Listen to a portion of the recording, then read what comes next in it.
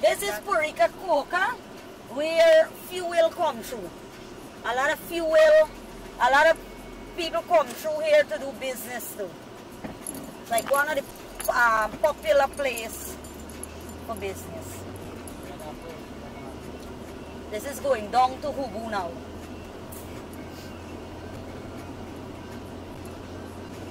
Not really Hubu back down. Hubu back down is going in. It's Hubu, you know, the front of Hubu.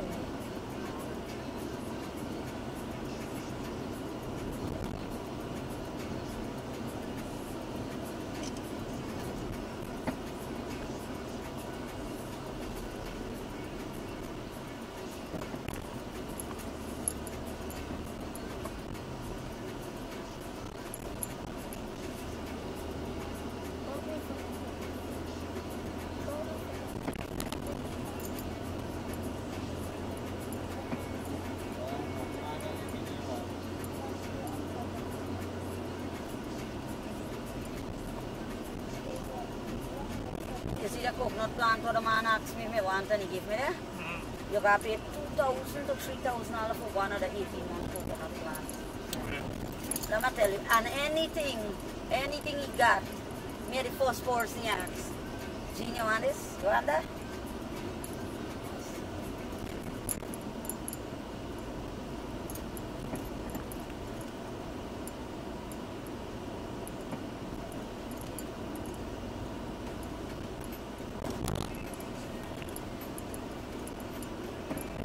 This is High Park. Ken's and Son is a jet boat service. It's a barge they got, but jet boats just come through here. This is the first one in Poreika Road. That's closer to the Poreika Junction or still. This is the oldest church in Poreika, which is the Congregational Church on your right.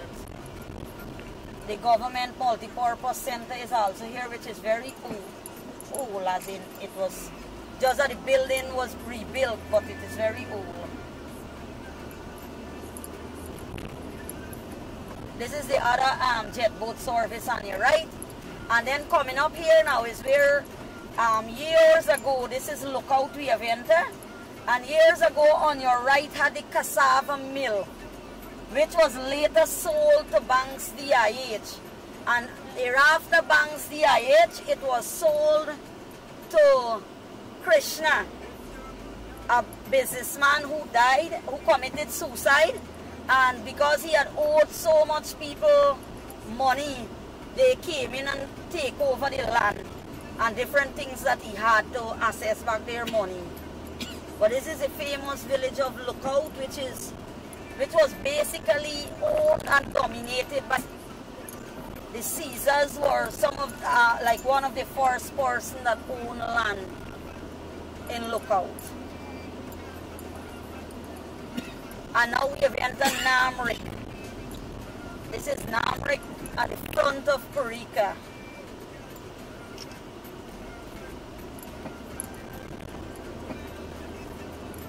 Namrik is known as a part that is now is multi-race filled, but before it was Indian who dominated this area.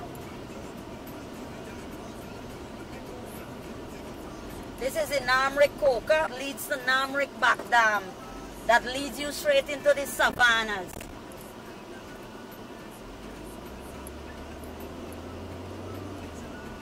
And now we've entered Salem.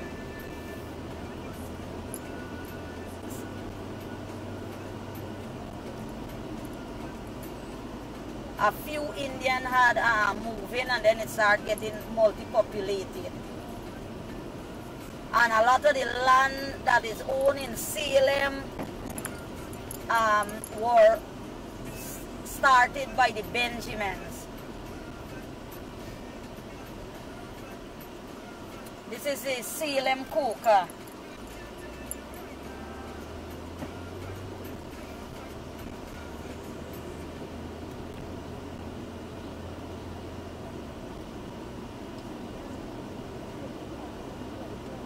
Salem and Namrik are mostly farmers that way in the back dam, a lot of them have land. But a lot of the older folks that had passed on and their children have different jobs now because most of them are educated now. And this is where you enter Moruca. Moruca is the last village that Pomeroon NDC control.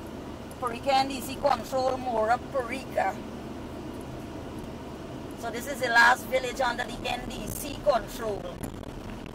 Thereafter Moruca, the region 3 controls the rest of it. You have to go to the regional office if you buy a land and all of that to transfer rather than the Pomeroon NDC to give a certificate.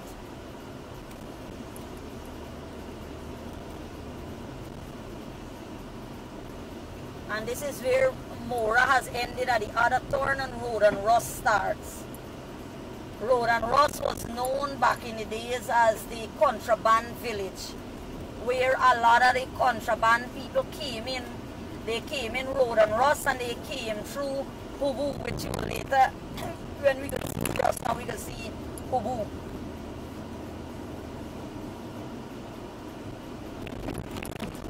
I was telling Courage, if you come here in an afternoon, 4:45, you would be amazed at the sunset at this area. I am telling you, it's like a picture perfect sunset, especially like this area. It is. This piece of land is owned by Stanley Ming. All here. Those containers are different missionaries and so just leave their stuff there, and they pay a small, very small fee to Stanley Ming. The first jet boat service to ever be built on this side of the river, of the Essequibo River, is here. They do all sorts of tours from here with the jet boats.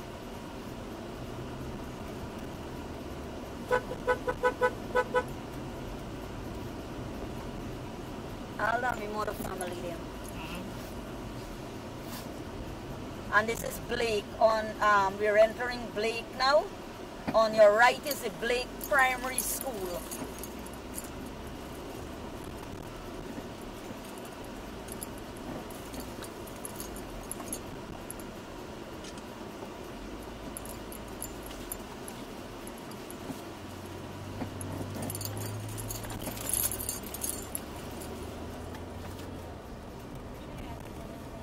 The flowers are ready now. Got my phone on charge? No. There's some good. No. Okay. They got a charger. Coming up is more property that Stanley Ming bought. He bought properties from this area. Some of them, I think it's the Benjamin that he bought some of these properties from. Stanley Ming has a private beach here which he allows the public to use also. People come down here to do picnics on your right. You get to go in and you can have a picnic, you can do whatever. He allows people to take pictures to the wedding. You can come and do wedding ceremony and everything here. At a very minimal fee if he charge a fee. Most of the time he does not charge a fee.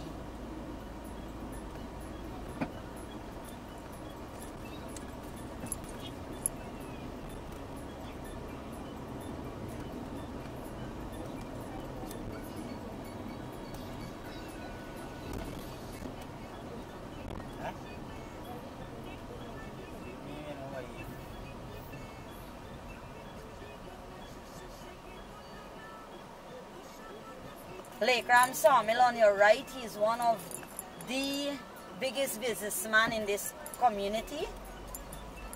He's a very generous businessman also. Very few businessmen help every organization there is, and regardless of religion. Mr. Lake Ram. Most of this area is dominated by sawmills, logging. That's what a lot of people depend on. So it's people from even as far as Bell West come and work in this area because they come to work at the sawmills and the different businesses that they have. This area, they have like chicken farms and all of that here. Almost all the people in the areas here are business that do different sorts of businesses.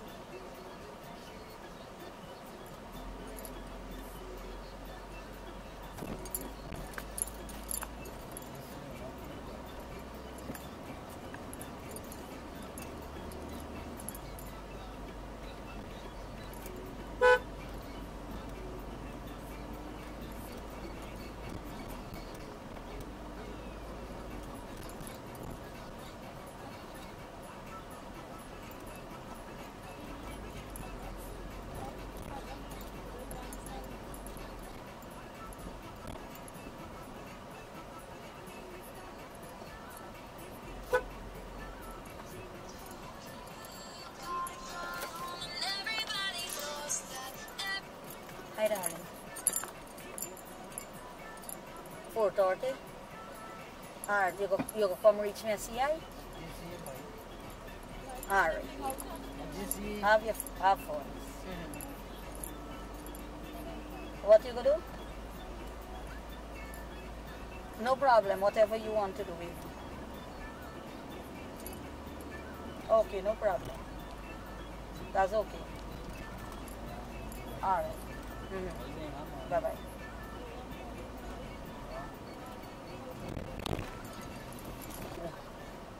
Majority is Indian. A lot of them plant cash crop. As you see the lady on the road with Shibura selling.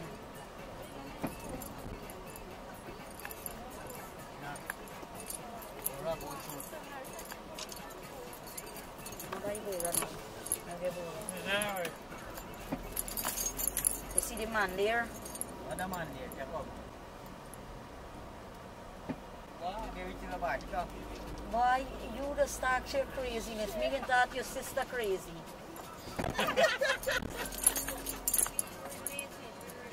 He's more crazy. On your right hand side is Sunrise Marine businessman owns here. Is a boat service, a rebuilding of boats, and anything with fiberglass boat is done here. And he also does a lot of charity. We can tell you what else he does with the camera.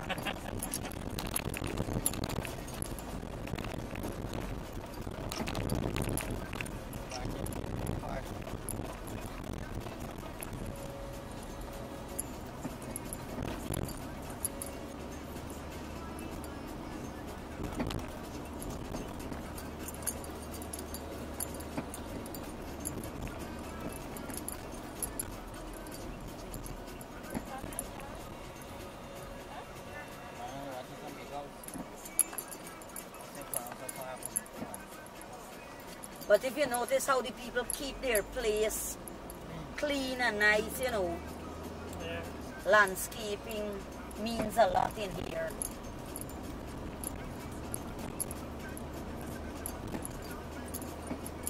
Coming up is the Hubu Coca. That's where the major contraband used to come in, a major amount of it. It was always, Hubu Coca is known to be used by children going to school from the riverine area that comes out to school like in Georgetown and on the west coast. They come here with the boats and then they take transport like cars and buses to go out, which makes the traveling at least an hour and a half less by boat. And it only takes like 20 minutes to get out to Moruca to get another bus to go to their destination. So this is Hubu Coca. Hubu Coca does boat building and everything.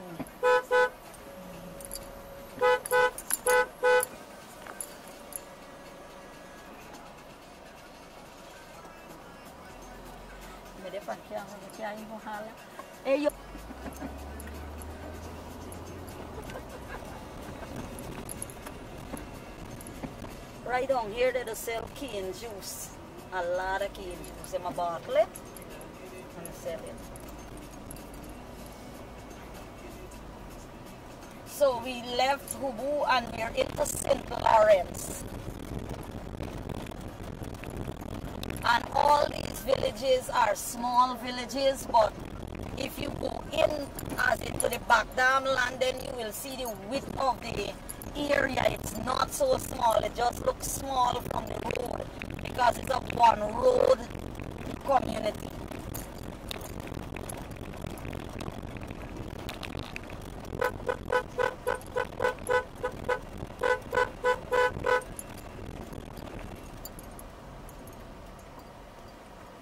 He was the person that helped us with the wild tamarind for my daughter. He was the person that told me what to do.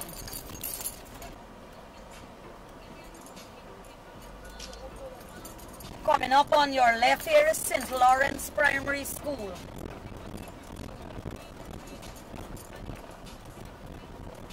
And Faith Community Church is here, also St. Lawrence. If you continue on this road, you can reach as far as Moruca. And the facade trench is behind all these land. On your right, this is the wharf that our boat is stored, the church boat. This is Nazir. A lot of the farmers come out from the riverine area here with their produce also. They have a gas station out at the wharf there. So this is Pleasant Hope.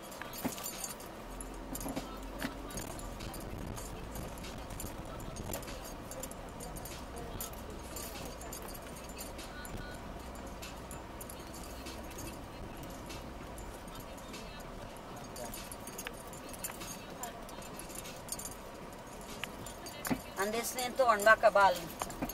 I don't think of something in here, you know.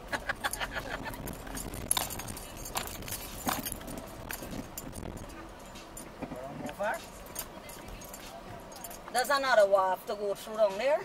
It's another wharf that we used to use. The man named Bash.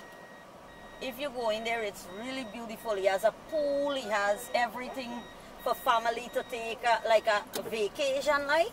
The wharf goes out to the channel of the river.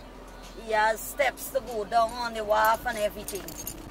And he's also a business friend of ours, so we get to use the place if we want to. Our family is very popular. My dad is very popular.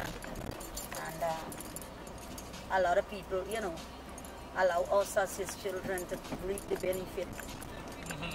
Yeah, he planted the seed. We are reaping the benefit for all that. It's nice, huh? Oh, yes. What do you think about it, Auntie Molly?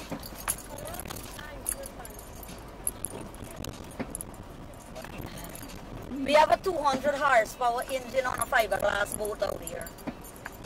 We just used to go Bonasica. It holds 17 persons.